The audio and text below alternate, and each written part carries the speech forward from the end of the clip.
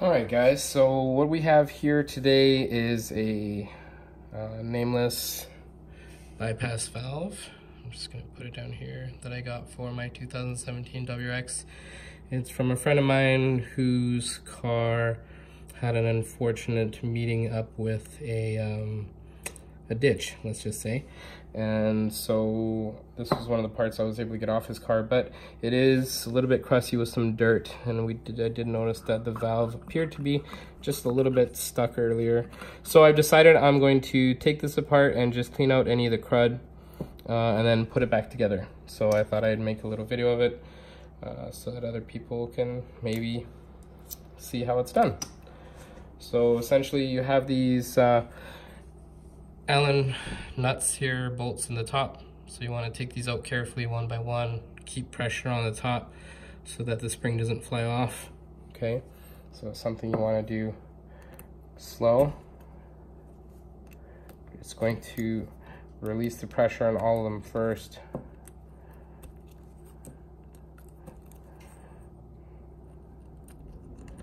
One of these still has a little bit of dirt encrusted in the top. By the way, don't take this at all that I'm complaining about this. I don't mind doing this at all, especially considering that this is a great part for my car.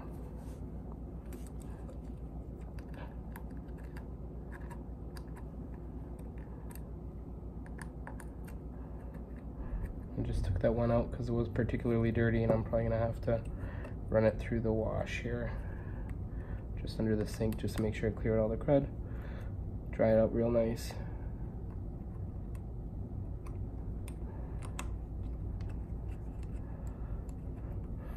Okay, now these are all loose. The orientation to get this thing back in, at least the top, should be easy because it's flat-sided on this one side. So now I'm just gonna slowly release the pressure. This one is still slightly attached. There we go, and it comes off. Okay, very simple. Now inside you have these springs, as you can see. You want to make sure that you don't want to lose these. This will just go on top. I'm just going to set it off to the side here. And now I'm going to push this valve up. And it looks like there is a little bit of dirt on there, and as you can see, there's definitely some dirt on the inside. See, there you can see. So I'm gonna go ahead and give that a really good clean and a wipe, because the last thing I want is to have some dirt going into the turbo or intercooler or whatever. I just don't want any dirt in that system.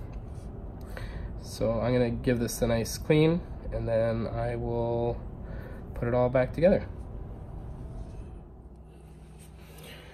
Alright guys, well, I'm not too concerned with the dirt on the outside, but I am going to clean out just some of the crud and the dirt that was on the inside, because that's what I'm most worried about.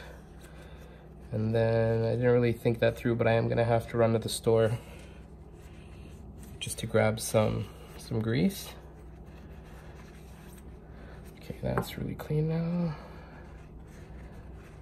Turn this over.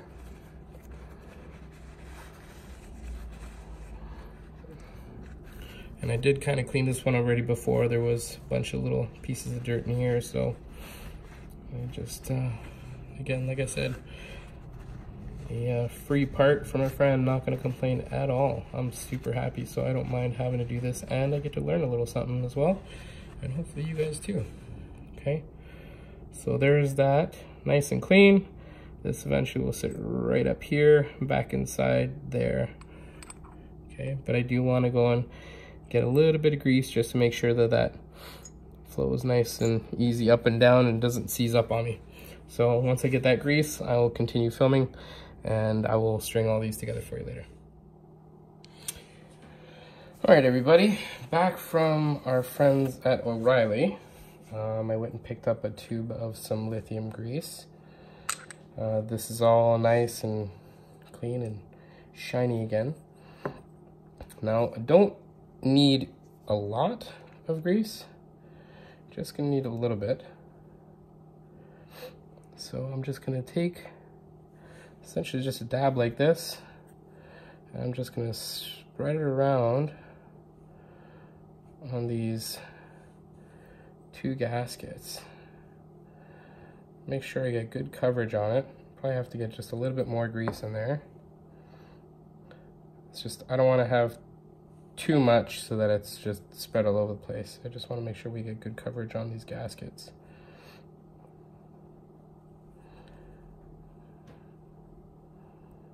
Okay, now that that's done, just going to wipe off this excess here. I'm not going to worry about excess too much on the inside. There's a tiny little bit, but once I get this interior piece on, it's all going to essentially get squished up against it. So there you go. So now as a test that goes very smoothly. Okay, so essentially now we're going to reassemble everything. We're just going to go in reverse order. So we already have that interior piece in, so we're going to go ahead and place the spring like so.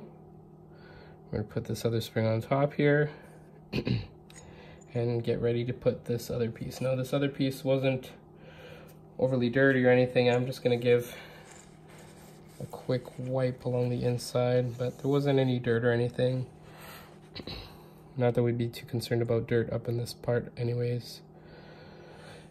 Okay. Then just gonna hold steady pressure. Line up all these Allen bolts again, or Allen screws. There we go.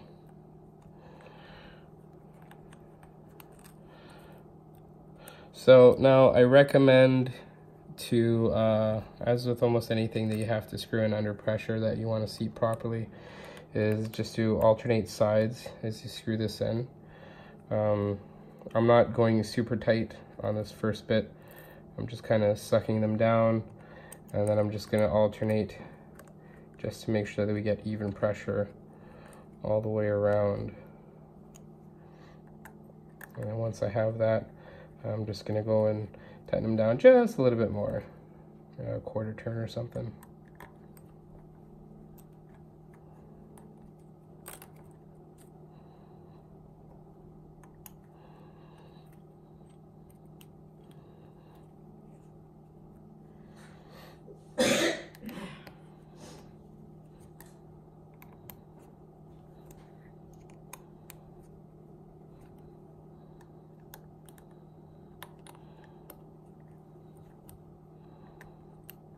Just to make sure we get a good seal.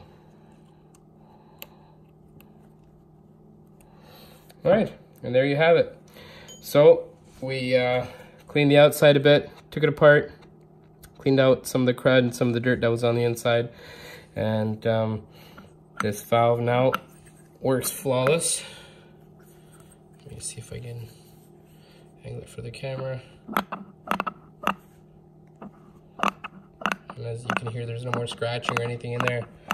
So it's all nice and clean and should do just fine on my 2017 WRX.